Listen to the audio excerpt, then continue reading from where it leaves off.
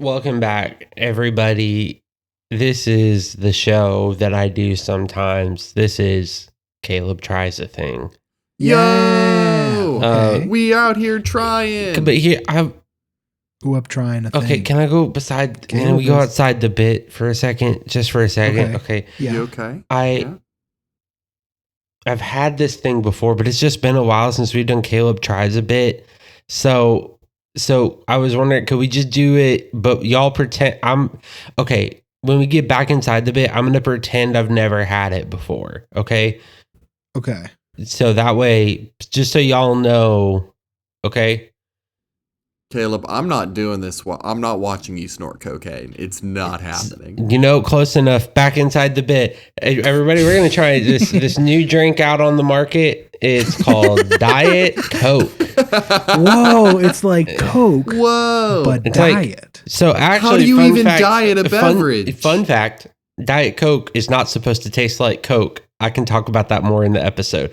Genuinely fascinating. Anyway, as we say every week, 3, 2, 1, let's go. Mario. Oh, yeah. That hits every time. Yeah. I mean, it hit for the first time this time. This was the first time, and it hit. It hit so hard. Yeah. It's so good. Good. Welcome to Junk House. It's a psychobilly freakout.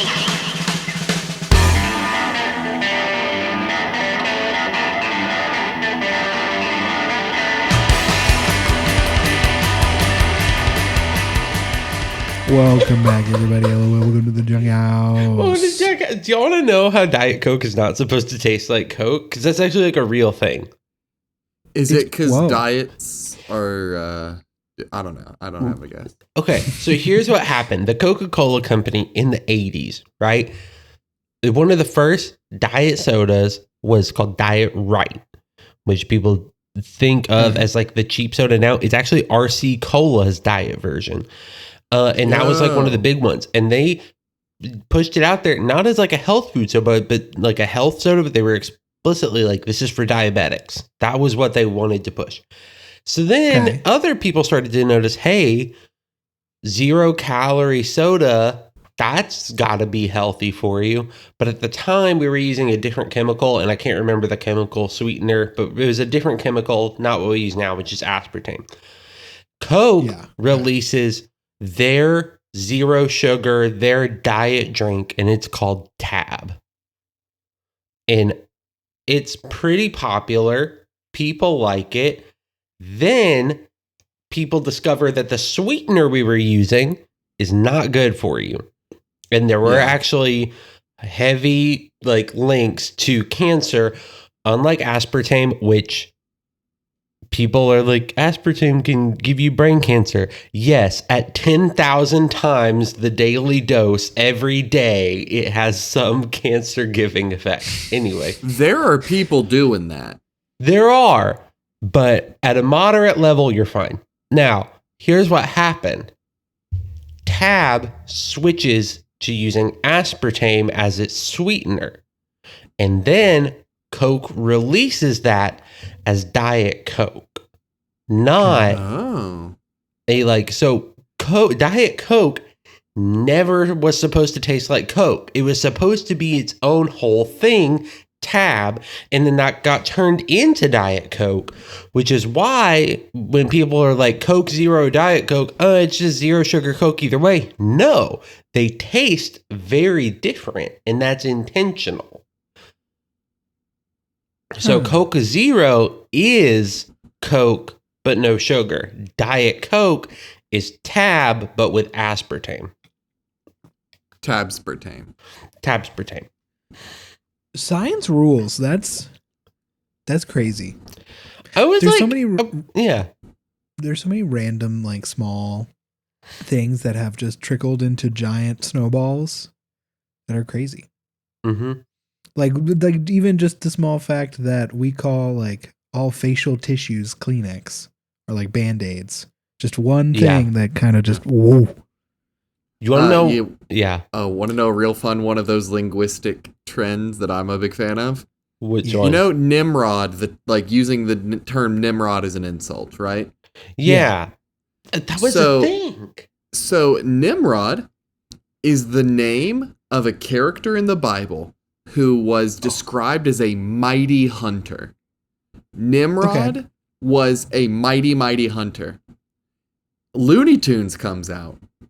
Elmer Fudd is hunting Bugs Bunny, and Bugs, being a reference machine, calls Elmer Fudd Nimrod in commenting on his hunting inability, making fun of the fact that he's not a good hunter by calling him the name of a mighty hunter. People didn't get the reference. Your average person doesn't know who the Bible character Nimrod is because he's barely, he's mentioned once, one of those one-off little interesting tidbits. And so, people heard him call him that, knew he was insulting him, and just thought it meant dumb. And so Nimrod entered the vernacular as a thing to call someone for being an idiot. That is whenever it's just a mighty hunter. Good. That's incredible. Right? Oh I my love God. that one. Science rules. Language rules. Linguini? Rules. This is like I love that. I love Linguini. That guy. Ratatouille is Really one of my love favorite movies. I But also love the bit in Everything Everywhere All at Once where they have Raccacoonie. yes. That one gets me good every time. That's a I really think good that's one. the funniest part of the film. So Cordell, you have made, because now I'm starting to think about all the things that I love, that have evolved through time and language. Do y'all know the Alka-Seltzer problem? Because this is like a really fun advertising thing. I guess I don't. Okay. Real quick, welcome to Smart House. Welcome back to Smart That's House. right. Smart House it's a episode surprise 2. Smart House. We're doing smart stuff again. Smart None of round y'all 2. saw Let's it go. coming. It's Smart House. Not that one. Not that one. Not that one. That's the tagline of Smart House. Why? That one, Not not that one. the Disney. Not the Disney Smart movie. House.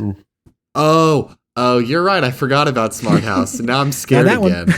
Not that one. So Welcome to Smart House. Cordell is scared. imagine you are. That's a way better tagline.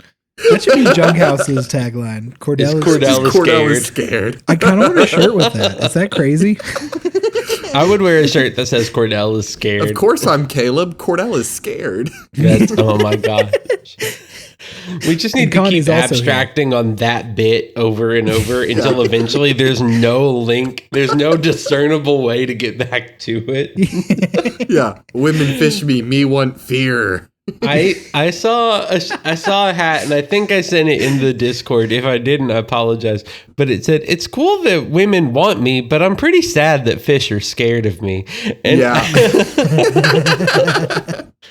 it's pretty great. God. All right, but imagine you are Alka-Seltzer, okay? You are the I CEO. You're in charge of Alka-Seltzer, and you get Drop, fizzle.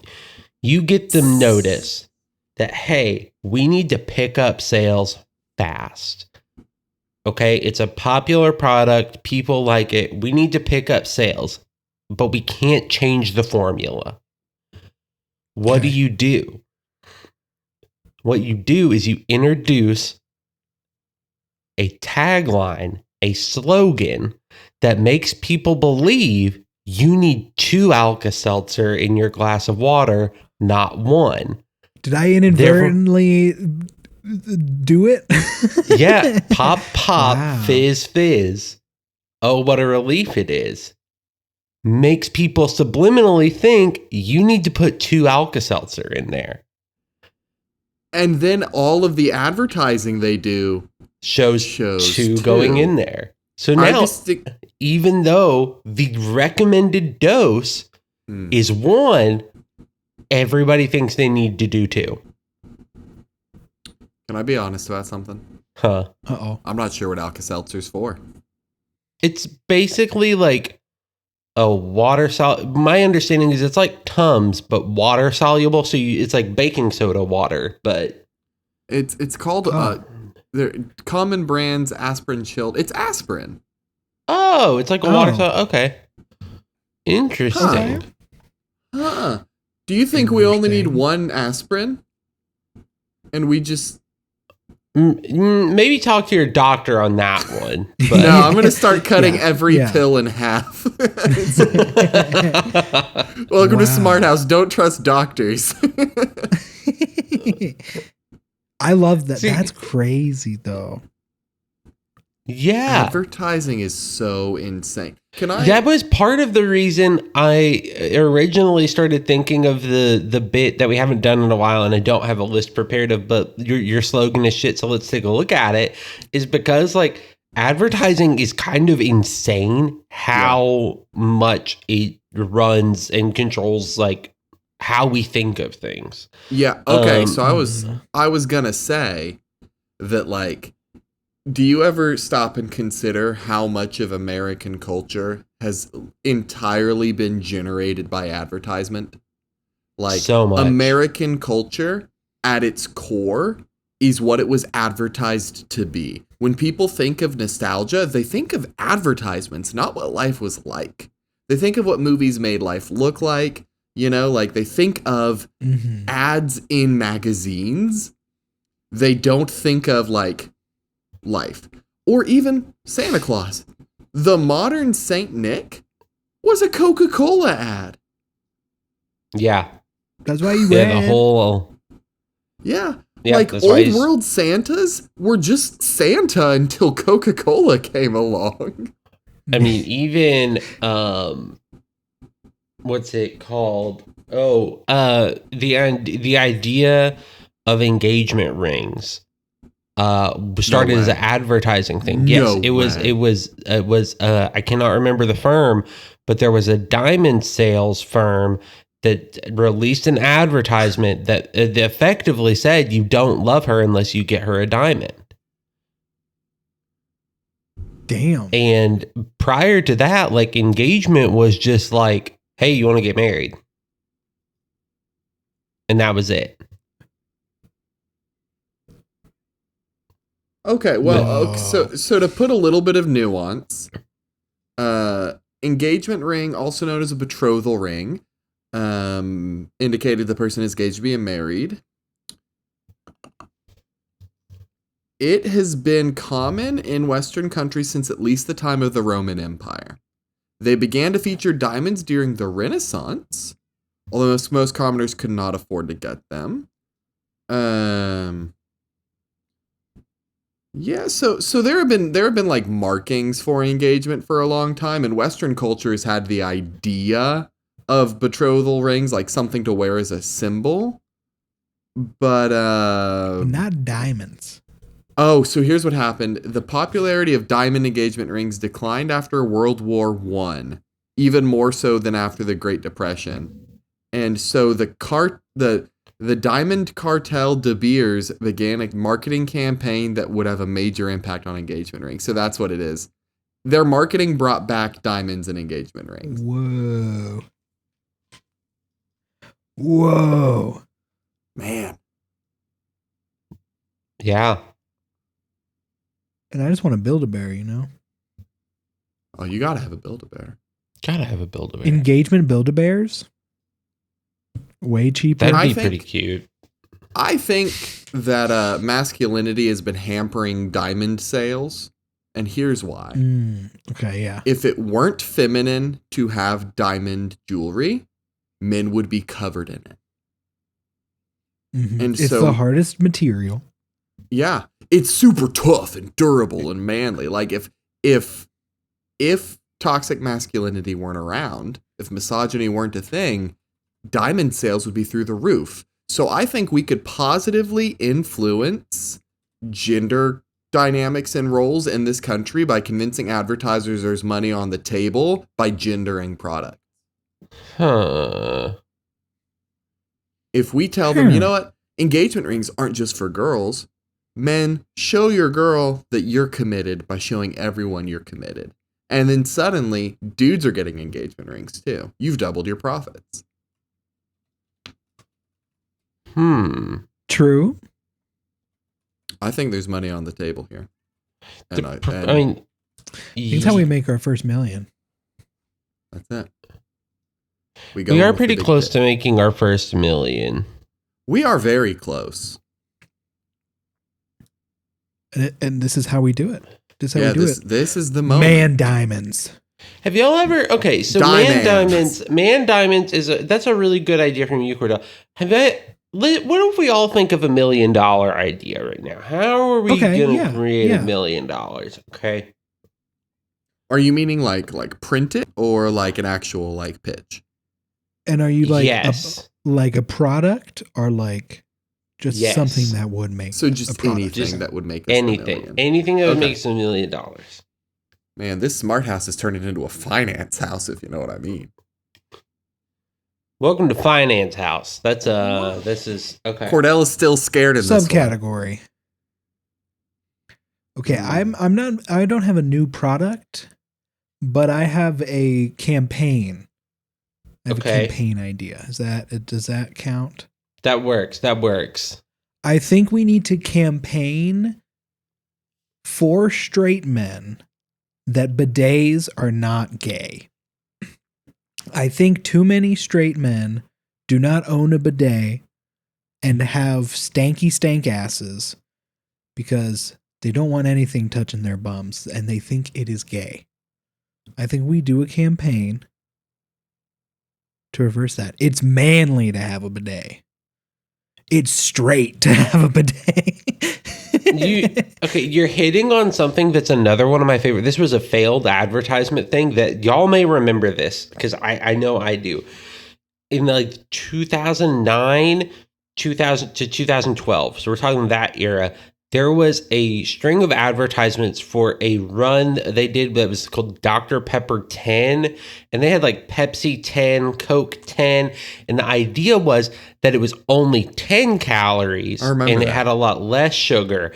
And the whole thing was like, it would show like a dude running through the jungle in like a military outfit and like jumping over a pit of snakes and stuff. And the whole idea was like, cutting back calories isn't gay. That was like basically the whole advertisement campaign. And that just reminded me, like, that's 10. What we need. Bidets, we need, but 10% less gay. Yes. What we really need is, I mean, nothing gay about blasting that ass. Yeah. Needs to be a bidet that throws water, or like, you know, that even more forcefully. I mean, like attacks your ass. I think it's really, really easy. You get a campaign that is all smoking hot women talking about how attractive it is when a man has a clean butt. Like it's that simple. I really think bidet companies put out campaigns of women being like, you know, when we go to Pound Town and he pulls down his pants and I can smell him, boo. You know, it's like, it's that simple. It's just convince men. And now this has been a tough fight, but we haven't had advertisers behind it. Women have been trying to get men to wash for generations. But I think if we advertise that you'll get laid more if you have a bidet, people will start owning bidets. I think that's the move. Which is, okay, that's the full joke answer. And now I'm realizing the real one is convincing, the Alka-Seltzer pitch of the bidets is convincing people your ass is not clean unless you use a bidet. Oh, yeah, there it is. Yeah. That's the Alka-Seltzer, like, you have to do it this way.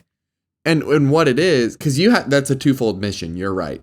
You're not fully clean until you've used a bidet, and women want clean men. That's like it's a two-prong attack. You're going to have to do this over a long period of time.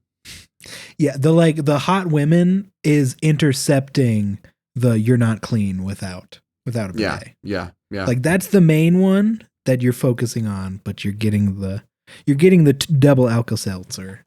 Yeah. Deep in. Well, I think you could even have an ad where the Charmin bears or like bears that look similar to Charmin bears come out of the bathroom and there are stank lines coming off them.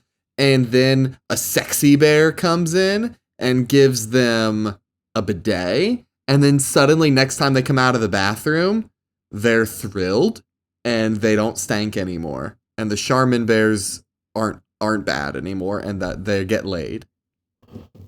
Okay, we're missing one big part of the bidet sales pitch. Think about a bidetless life, okay, how much toilet paper are you going through? A lot. 8 squares a use.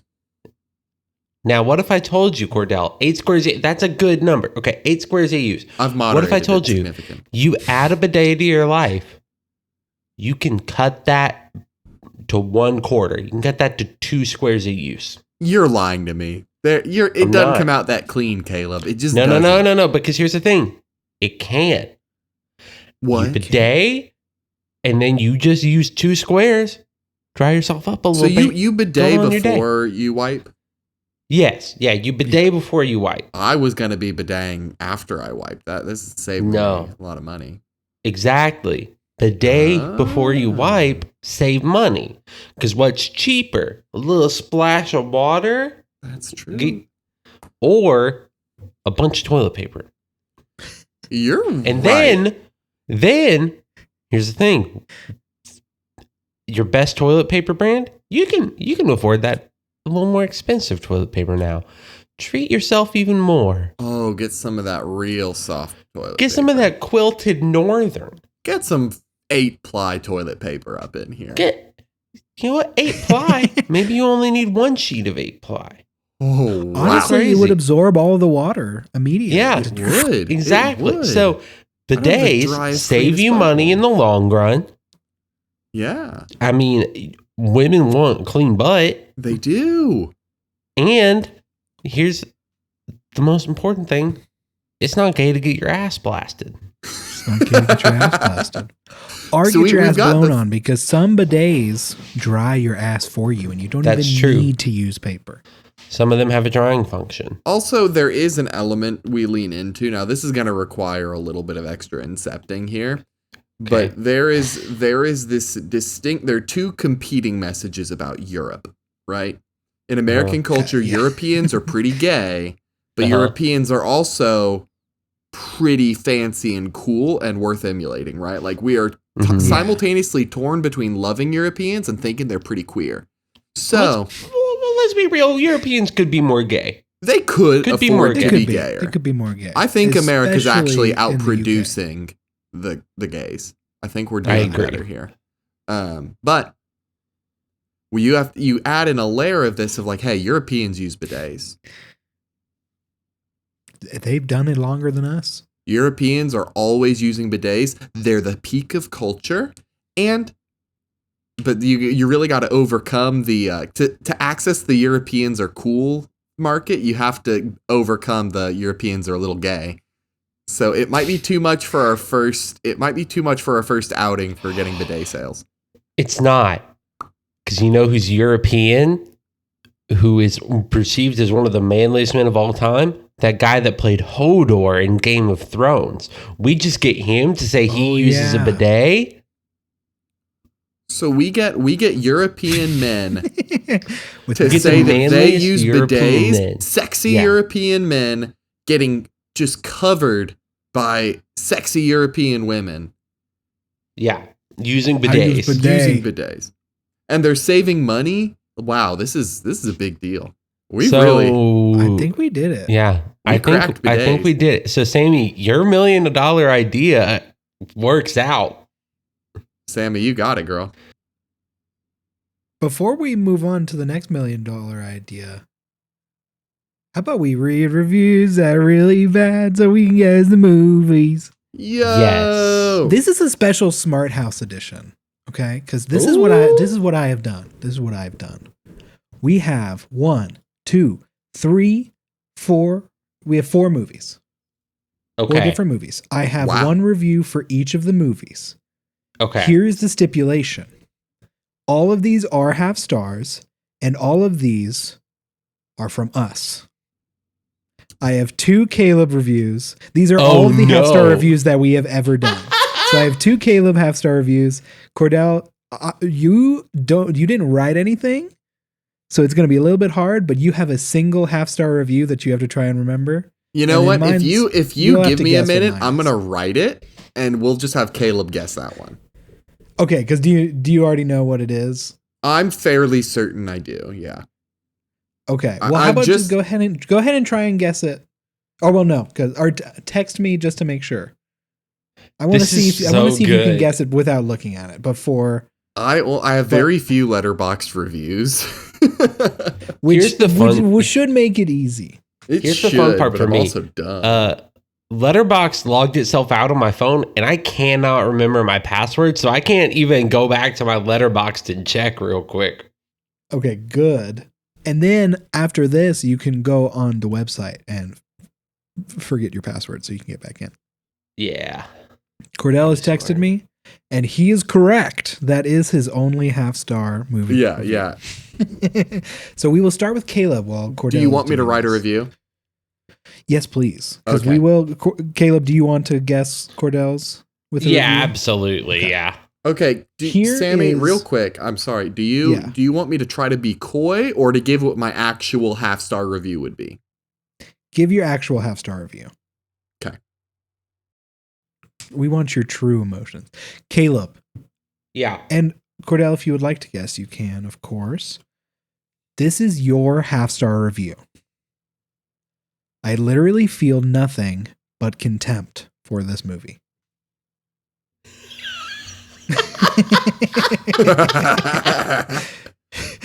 I actually have an idea of what it could be. Okay.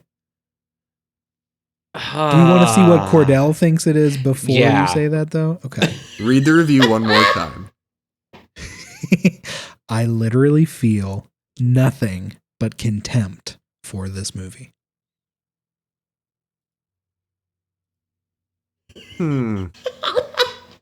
There aren't a lot of. I don't know.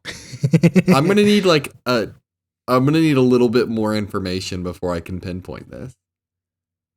I That's have the hard a thing. That's all. pretty that's all you good feeling of what this is. Say it, get. Caleb. Okay.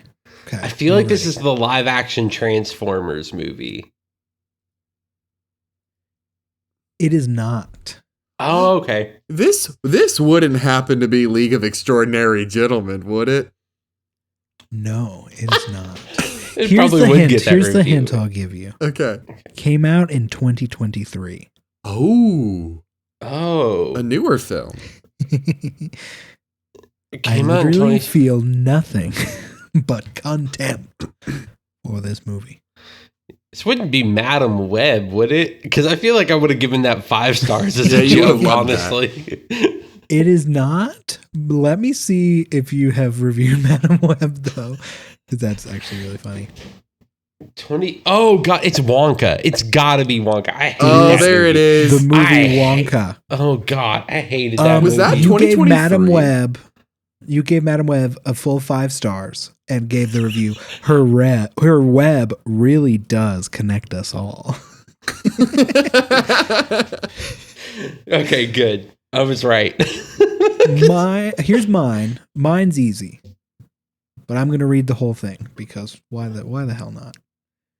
This is my only half-star review. At least the only half-star review that matters. The meme lives on. Barry B. Benson is a little bee with a big dream. Yeah. After meeting the love of Yep. his life, a human woman named Vanessa, Barry sues the entire human race for taking bees' honey. Other than being a clusterfuck of movie genres and not knowing what it wants to be, the Bee movie is fun. Not in a, man, that was so good. I had so much fun with the action / good characters. It's fun in what the hell did I just watch? Also, the memes were good. Okay, Caleb's second review. Half-star review. Borderline unwatchable. I don't know how my childhood self enjoyed this.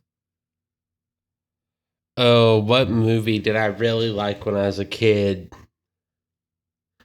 That is like Hint, you have horrible. already guessed it for the other review. Oh, yeah. Yeah, no, 100%. Transformers. Yeah. Transformers live action. Transformers. I hate those movies with a passion. So I knew they would come up because I was like, I know that I watched those for this show and then hated every second of watching Yeah. them. Because I watched like the first 2 or 3 before I was like, I hate this and cannot do it anymore. Oh, yeah. We got to talk about Skibbity at some point. Oh, yeah, we do. Cordell's one half-star review. that he wrote was Lost Me in 10 Minutes. Lost me in 10 minutes. Oh my gosh. Is this something we watched for the show? Nope. Okay. This is something else then. Okay. Oh man, lost me in 10 minutes. What would lose Cordell in the first 10 minutes? I don't know. Is there any like little hint I can get? Oh, the Like, review's a maybe- hint. Yeah, it ended up that the hint is it ended up being a little coy. Yeah, I'm being a little glib with that review. Being a little wow wee wah. Lost me in 10 minutes. I have no clue. I cannot think Okay, of anything. I'm going to narrow this down for you a little bit, Caleb. This is a 2000s film. Oh no. Oh no. It's a Starring- pretty famous 2000s film that I don't understand any of the fame for. Inception? No. It'd be got okay if you Matthew didn't get McConaughey. Inception. Matthew McConaughey.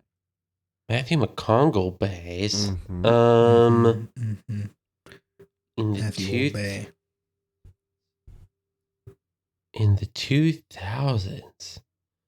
It's a rom-com. Oh, How to Lose a Guy in 10 Days? Yes. I hate Yeah. that movie too. You're good. Well, it is deeply unenjoyable. Like, the rom-coms are supposed to be romantic and funny, and this is neither. There's a little bit, like, I haven't finished the movie and I don't care to. Like, it is just, there's a little bit, like, an hour and a half in where you start to like them a little bit, but it's just not funny. It's painful. It's super What- sexist and very unfunny. What is y'all's favorite rom-com that you've seen? Oh. I know mine. Oh. And mine's like kind of like easy. Like everyone will be like, yeah, that makes sense. Because it's just Sleepless in Seattle. Like that's one of the Oh. best rom-coms ever written. I ain't seen that. I ain't seen It's it at all. so good, Cordell. How about The Proposal? Proposal's great. It's pretty good. I think that was Ryan Reynolds and Sandra Ryan Bullock? Reynolds and Sandy B. Okay, if this Sandy BB. if this counts, it's 10 Things I Hate About You. I would count that. Would you I count think that as a so. rom-com or like a teen com, you know? I think Taming a of the Shrew. like a teen rom-com, yeah. Because I probably watch 10 Things I Hate About You maybe twice a year. Like, just it's That's a important. good movie. Did they mean to make 10 Things I Hate About You kind of rhyme with Taming of the Shrew? Oh, for sure. Oh Okay. yeah, they got I just it. wanted to Awesome. ask For because sure. it makes sense. Yeah. It makes sense. Taming of the 10 Things I Hate About You, and then we also got Lion King is Macbeth. All these Shakespeare. Willie Also- Shakes. Lion King I'm doesn't rhyme sorry. with Macbeth though. So I accidentally lied. I forgot that When Harry Met Sally exists, and that is actually my favorite. I haven't seen that either. Oh, I would my hate to have what gosh. she's having. Actually, do not give it to me. Don't give me that. Don't give me what she's having. Please give me the opposite of what she's having. Actually, Can I tell y'all one movie that I am psyched out of my mind for? Because I think if it goes really well, we are ushering in a new era of comedy movies being made. Yeah. Okay, yeah. I believe August 1st is when this comes out. I will be seeing it in theaters, and Olivia's already said she'll watch it with me. The Naked Gun is getting a reboot. The new Naked Gun. Yeah. The new Naked Gun. I watched the trailer for it, and it looks so good already. I honestly thought you were going to say Friendship. I want to see I that am really real bad. excited for Friendship, but I just Yeah, I'm Friendship gonna have is to find a way to still- watch that. Tim Robinson. Yeah. Though, which feels like kind of obscure. I think is kind of the vibe. Naked Gun is like with Liam Neeson. Yeah, Liam Neeson and Pamela Anderson and Paul Walter Hauser. The only Yeah. scene I'm remembering from the trailer I watched was all of the cops crying in front, like kneeling and crying to the pictures of their dads, which that was really funny. That was good. And like it took me a second because I believe it's in the new movie, it's the actor Moses Jones maybe is playing the like younger black cop, looking up the picture of his dad. But of course, the picture of his dad is in the old movies. The one black cop was O.J. Simpson's character. So he's just looking at a picture of O.J. Simpson, and then he just looks at the camera and is like, mm-mm. Like, mm-mm. And he's like not crying at all. And I think that's so good. That's oh funny. man, I never saw Naked Gun like the original. So I haven't either.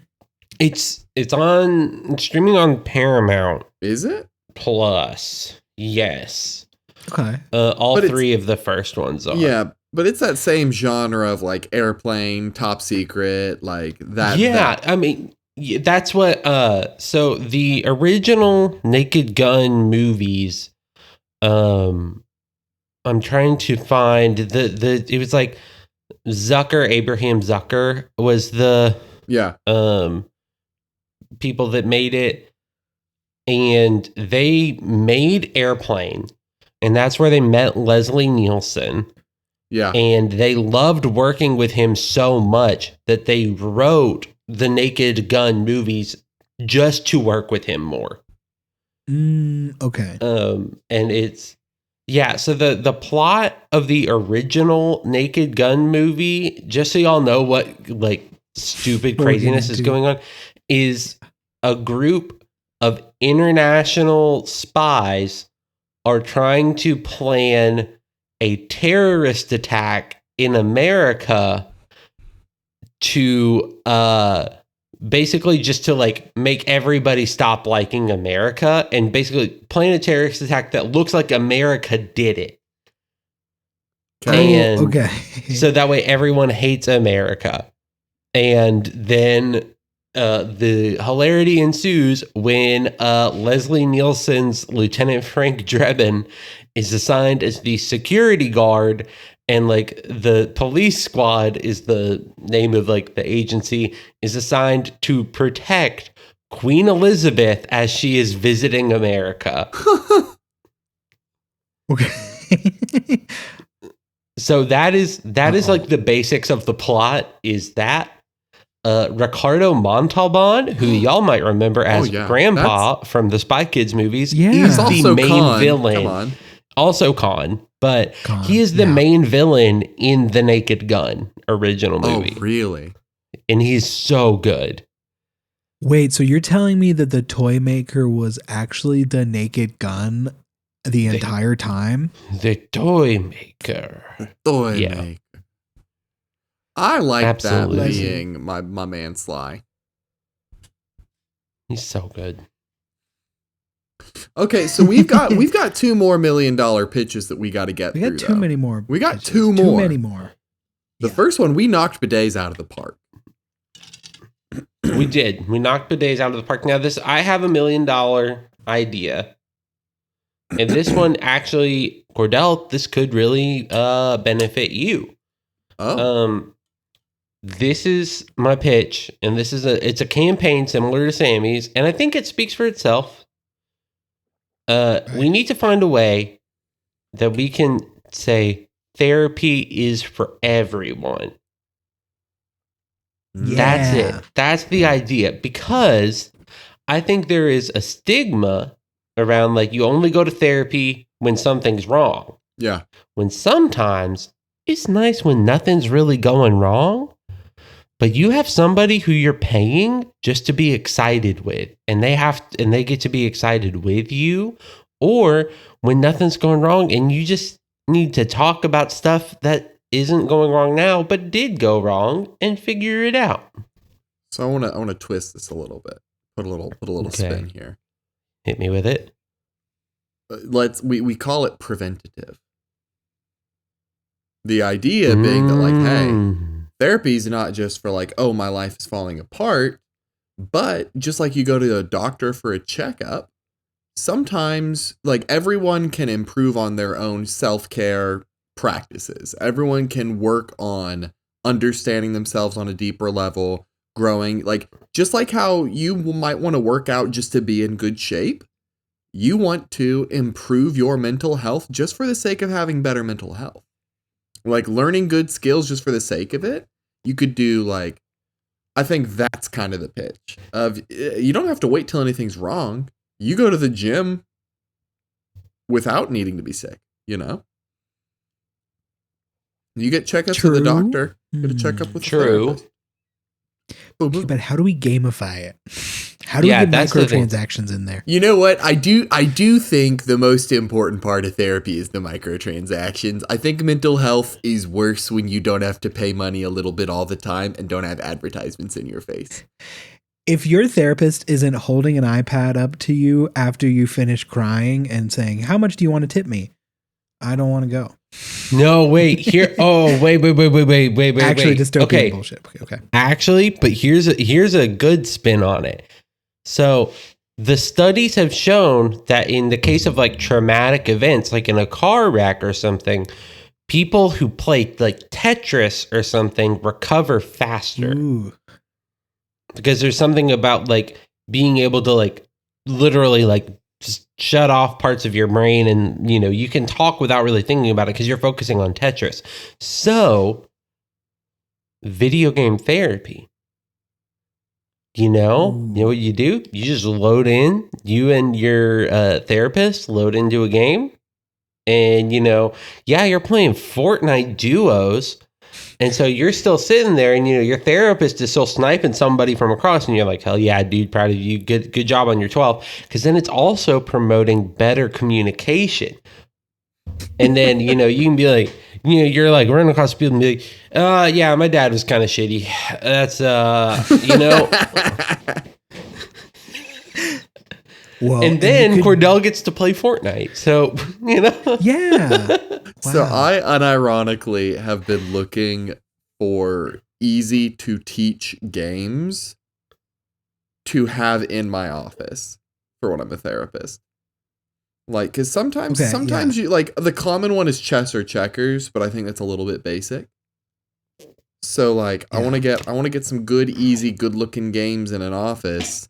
And that way, because sometimes you legit just play games with a person and unwind and let conversation flow. And that is therapeutic as well. So there's some legitimacy to that. But I also... I have this random suggestion.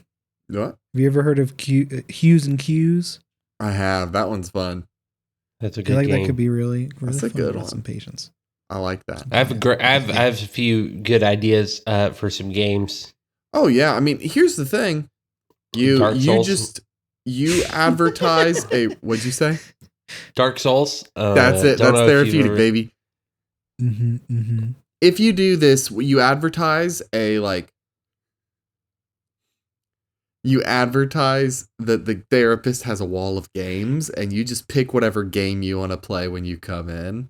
And so you're also getting time to hang out and game while you do your little talking about life.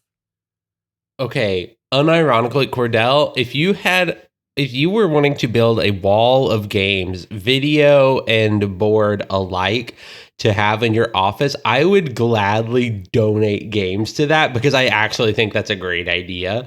That's sick, yeah. Well, then what you do is you also turn this into like a retreat thing too. Like have a place where the whole point is to retreat, and everyone throughout the weekend gets like an hour or two a day with a therapist, while also just having a bunch of board games and like a no phone rule. Like the whole point is to just get out with people you love. Each of you get some time working on some personal junk. And then you also get time together without distraction. That's so good. Yeah. I think that's a successful $1 million idea. I really do. Because more than anything, when life is hard and I'm stressed out, I genuinely think about those times where it's just been me and friends away from the world with no distractions. Like, I think that those are the best times in life.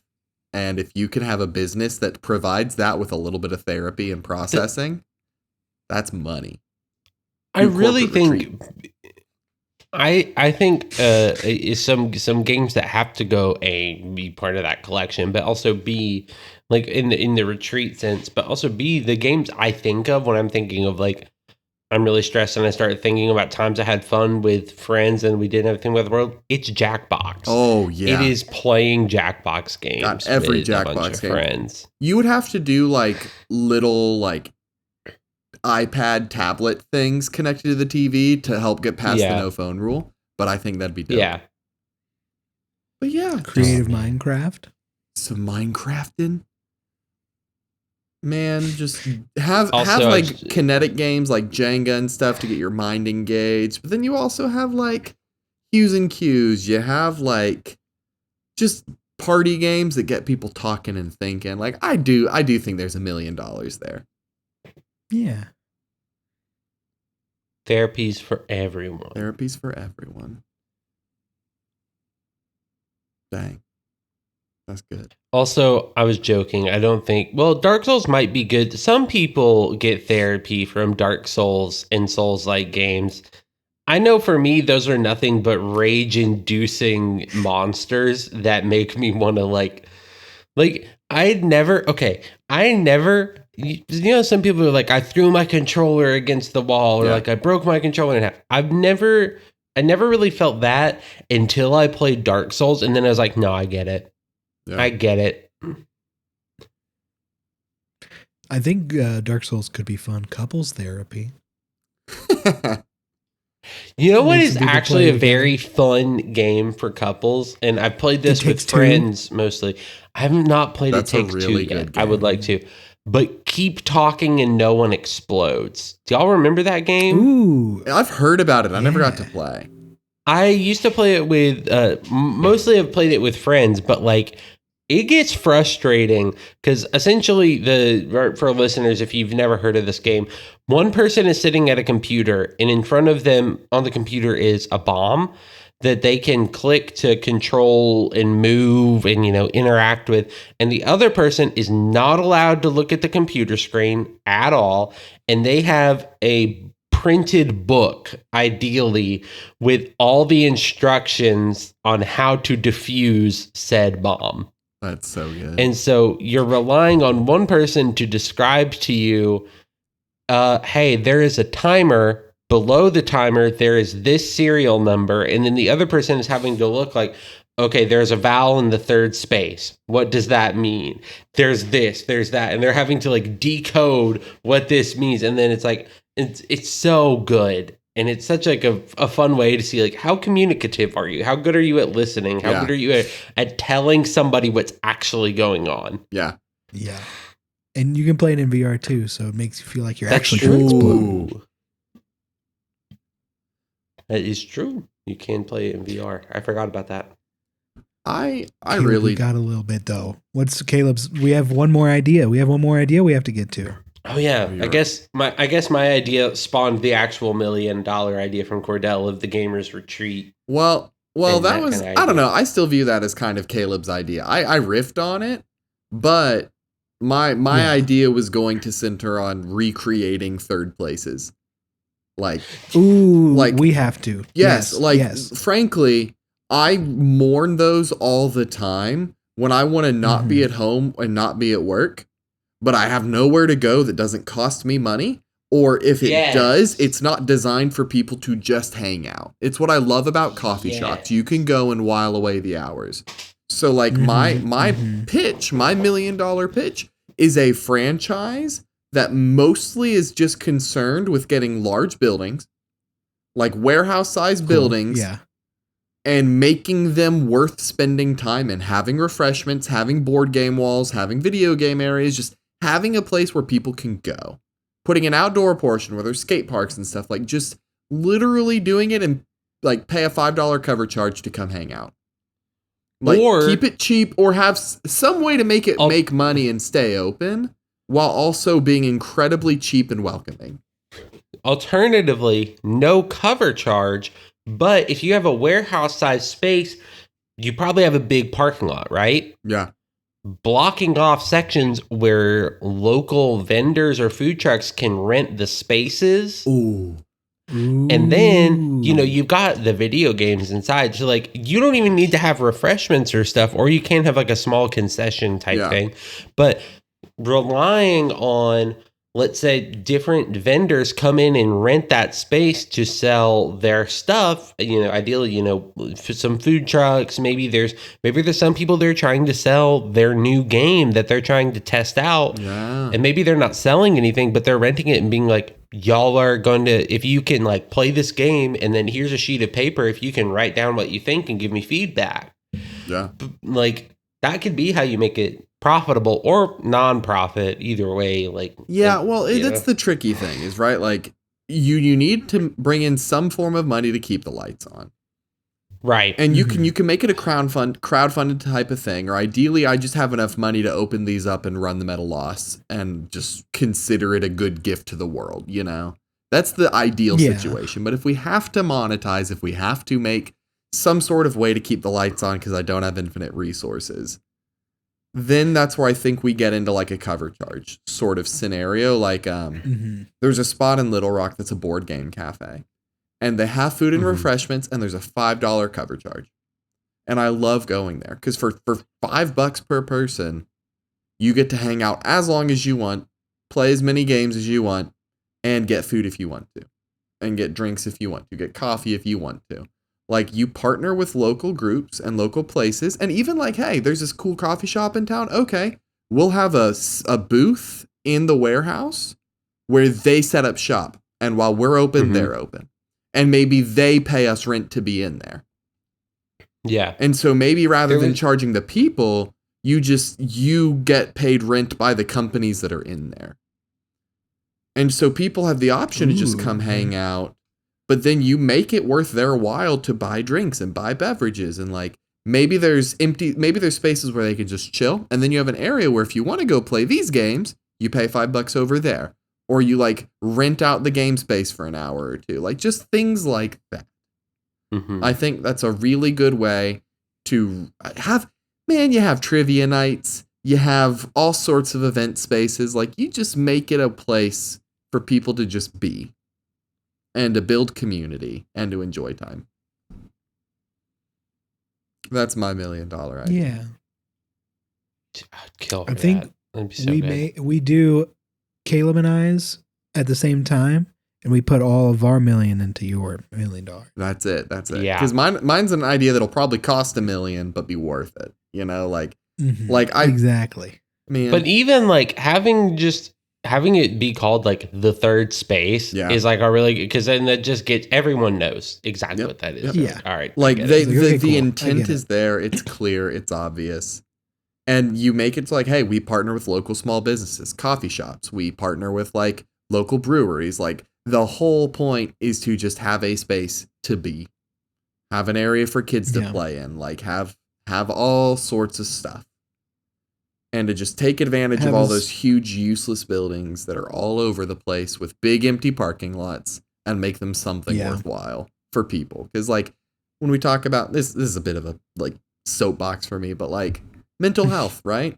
We're always like, oh, mental health's really important, but you got to live in a hellscape that doesn't want you to be healthy. That's built to bleed you dry. Everywhere you look, you're getting advertised to. You are staring at screens like 30 hours a day, all day, getting advertised to, having stuff thrown in your face. You have nowhere to go to be with people other than home or outside. Like we have a world that actively cuts away at our community in America. And then we're like, but mental health is important. Don't get burned out. It's like, I really think if every town just had a third place for people to go to be, people would be happier and healthier. I completely agree. Oh man. Here's $1 million idea. Here's my update. Here's a little update. Switch 2, still good. Nice. Still very good. I thought. stand by everything I said. And I'm very excited for Donkey Kong Bonanza. What? Do we want to go ahead and announce real quick? Because we only got another week after this of June. Oh yeah, we do. What's going on? Yeah, tell the peeps. So we really like doing monthly movie madness. March movie madness. So we're changing it to monthly movie madness with a little by and parentheses at the beginning because we're going to start doing that every other month. We're starting next month with Robert Pattinson movies. Some Robert Pattinson movies. What for are we watching? Yeah. I have to pull it up because I don't remember. I was trying to find it, but I couldn't. It's fine because we here. Okay, so fun stuff for the listeners. We decided we wanted to do this, and then we were like Robert Pattinson movies. But there are so many good Robert Pattinson movies that we were having trouble figuring out which four. So we have our Exactly. 4 that Sammy will tell you, and then I'll follow up with the rest. the movies we're going to be watching are Twilight, Tenet, Boy and the Heron, and Lighthouse. Yep. And to be clear, when we say Twilight, we do not mean just the first Twilight. Any of us could watch any Twilight movie, and that will be acceptable. That was something we decided on because that's very funny. We did decide that if you watch movies outside of the 4, you get a point. Yep. I think Caleb is the commissioner for which. Caleb is the main commissioner for which. What counts as points, and in the end. But yeah. For example, I have learned that Robert Pattinson was in a slew of music videos. Do I know if they are good or not? No. If you watch one music video, does it count? No. If you watch every music video Robert Pattinson has ever been in, does it count for 1 point? Yes. Because that's very good. And then you have to listen to all that music, and you may find some music you like, which is good, and you may find some music you hate, which is also good. Oh yeah. So the whole fun here is I really like the competition element. Like we get to watch some good RPAT stuff that we've all seen some Twilight, but the other 3 I have not. I've seen The Lighthouse. Half of them I haven't seen, and then I plan on just watching a lot of them and getting to try and beat these other 2 hoodlums. So real quick, how many RPAT movies have we watched so far? Just round the clock real quick. So here's the fun thing on Letterboxd, and I guess Caleb, you'll have to do this later. But if you click on if you click on a movie or click on a person, I'm going to Tenet real quick, and if you go to Tenet and you click on Robert Pattinson, they have all of his movies, which is 56, and they tell you the percentage of movies you have watched. Yo, I have watched 7% of Robert Pattinson movies that are out, which is four movies to be clear. So real quick, did we count Harry Potter? Like if we specifically watch Goblet of Fire, that counts? If you watch Goblet of Fire, that counts. He was a main part of that movie. If you watch Vanity Fair, does not count because he was only in a deleted scene of the original movie. Right. Yes. And Sammy and I watched it. We watched it. And he's great in it. Okay. But, so listeners, now you know to be prepared. The month of July is RPAT month for us. We're going to be talking all things RPAT. And that's it's not on the fun. list, but we will be talking about Mickey 17 because it might be one of my favorite RPAT movies. So. Yeah. Oh, yeah. That's a bonus movie, but I'm pretty sure all of us are going to watch it. Yeah. A free bonus point, A fronus. Pretty much. You know what else is a free bonus point in life?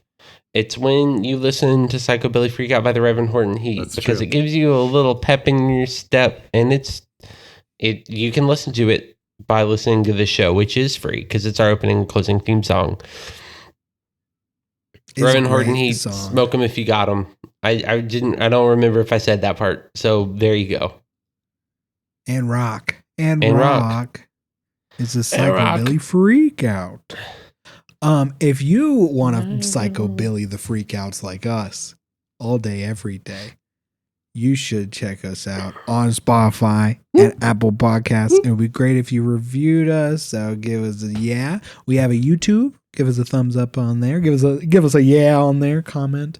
Be like, hey, I think I like this new Smart House pivot. This is crazy. What? Y'all are smart now? That's sick. We were smart the whole time. We were just dumb. No, we weren't. Wow. Yeah. Dang. Well, here's the deal. Here's the thing. If you like to email people, finance is full of emails. Smartness is full of emails. If you want to be a part of the Smart House Finance House, email us at junkhousemailbox@gmail.com. Tell us all about your $1 million idea, and we will review and rate it here on the show. Or what actor, writer, director, producer you want us to make a month of. Oh, yeah, for real. Like, Here's Honestly, here's my pitch, and one that I demand we do some point is a For the Mel month of Brooks September? month. Yeah, we can do September Mel Brooks month. oh, I'm down. I love Mel Brooks, especially with the new Spaceballs coming out. oh, yeah. Ooh, I mean, especially with the new. How many do we think? As we say every week, how many Mel Brooks movies do we think there? Mel Brooks. I'm so sorry. Mel Brooks. Do we think there are in total? I think. At least according to Letterboxd. Ooh. I want to say there's 13 Mel Brooks movies. 92. Oh, I was thinking. Oh no. Okay, bye. That's a psychobilly freakout.